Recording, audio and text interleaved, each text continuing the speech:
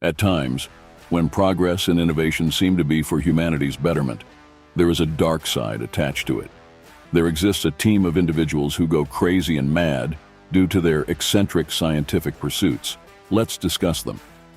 If you want to know to what extent the human mind can become malicious, then let us introduce you to the story of Dr. Josef Mengele. He is known as the Angel of Death for several reasons. You will be terrified to note that his madness converted into sadism as he transformed the Auschwitz concentration camp into his personal laboratory during the crisis of World War II. You may call him a heartless spine, as he went on to conduct unimaginable experiments on innocent prisoners. He mainly targeted twins and individuals with genetic anomalies. He really tortured the prisoners with procedures that did not fit into the books of humanity. His overall objective was to support Nazi race science by demonstrating that human heredity prevails over environmental factors. Several children died in torture during Mengele's experiments, and many were killed outright in order to compare their organs with those of the dead. Mengele shipped those children who were no longer of use to him to the gas chambers. All he did was satisfy his thirst for knowledge and perverse curiosity. Let us tell you that Dr. Josef Mengele from Auschwitz had 2 doctorates, one in anthropology from the University of Munich, and one in medicine from the University of Frankfurt. After the horrifying war concluded, Mengele escaped to Argentina.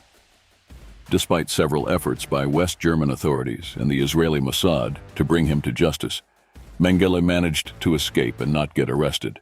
He died of drowning in 1979 in Bertioga, Brazil. Another name in the world's evil scientists list is Edward Teller.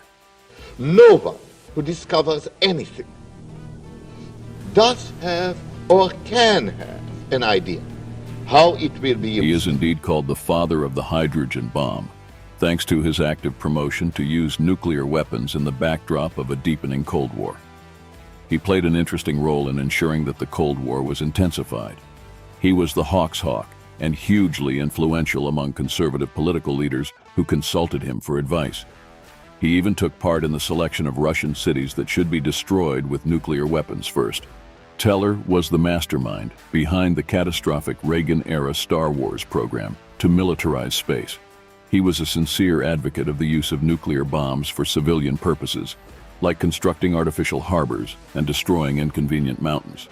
You will be amazed to note that Edward Teller was actually a real-world model for the evil scientist in the 1964 Stanley Kubrick film Dr. Strangelove. When the next name in the list of the most evil scientists arises, without any doubt, we think it is none other than Dr. Helmut Wacom.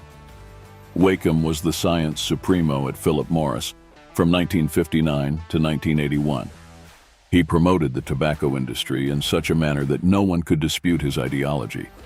None of the things which have been found in tobacco smoke are at concentrations which can be considered harmful. But the components themselves can be considered harmful, can they not? Anything can be considered harmful. Applesauce is harmful if you get too much of it. I don't think many people are dying from applesauce. They're not eating that much. People are smoking a lot of cigarettes. Well, let me say it this way. The people who eat applesauce die. The people who eat sugar die. The people who smoke cigarettes die. Does the fact that the people who smoke cigarettes die demonstrate that smoking is the cause? He crafted a "doubt is our product" message that also highlighted the industry's self-serving definition. He quoted that cigarettes cannot cause cancer, as some people get cancer even if they have not smoked in their lifetime. Also, some people who are regular smokers live even without getting cancer.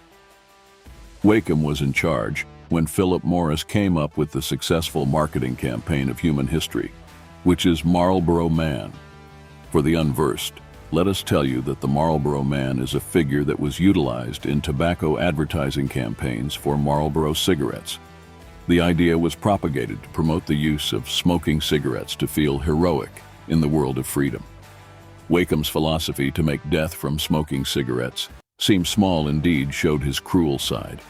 In fact, when he was quizzed whether cigarettes were dangerous in a 1976 interview for a British documentary, Death in the West, that featured real-life cowboys passing away due to smoking, he responded, Anything can cause harm if you get too much of it, even applesauce.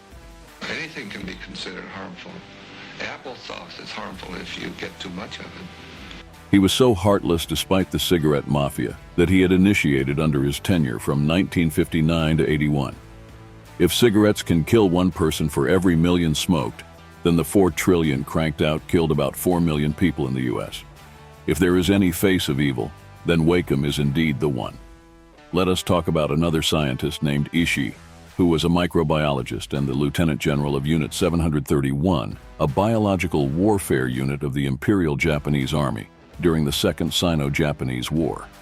Born and brought up in the former Shibayama village of Sanbu District in Chiba Prefecture, Ishii underwent training in medicine at Kyoto Imperial University.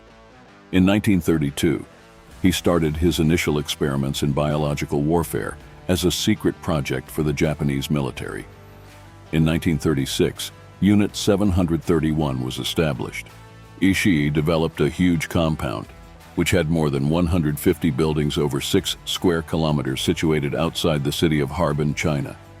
Ishii and others under his leadership really did a lot of sinful atrocities. He had used vivisection of living people, which unfortunately even included pregnant women who were impregnated by the doctors. There were also prisoners whose limbs were amputated and reattached to other parts of their bodies. It was disheartening to even note that some prisoners had parts of their bodies frozen and thawed to study the resulting untreated gangrene. Humans were also used as living test cases for grenades and flamethrowers. Prisoners were injected with inoculations of disease, masked as vaccinations, to study their results. The list of his horrors doesn't end here, but we don't intend to remind you how cruel and inhumane Ishii was further. Ishii himself was granted immunity by the American occupation authorities at the end of the war, but he never underwent punishment in jail for his cruel acts. He died due to throat cancer at the age of 67. There are also more to this list of evil scientists. For example, Johann Conrad Dippel tried to transfer the soul of one cadaver into another. He even performed vivisections on several recipients, and, with the help of nitroglycerin, he destroyed a tower. It was in this tower that became his hub to perform gruesome experiments with so-called cadavers. Another one on our list is Dr. Jack Kevorkian, who was famous for publicly supporting mad, evil, bad, and dangerous to know scientist. There will be hundreds or thousands of sane scientists who want people to live a prolonged and healthy life. If you liked watching our informative video, click on like and subscribe to our channel.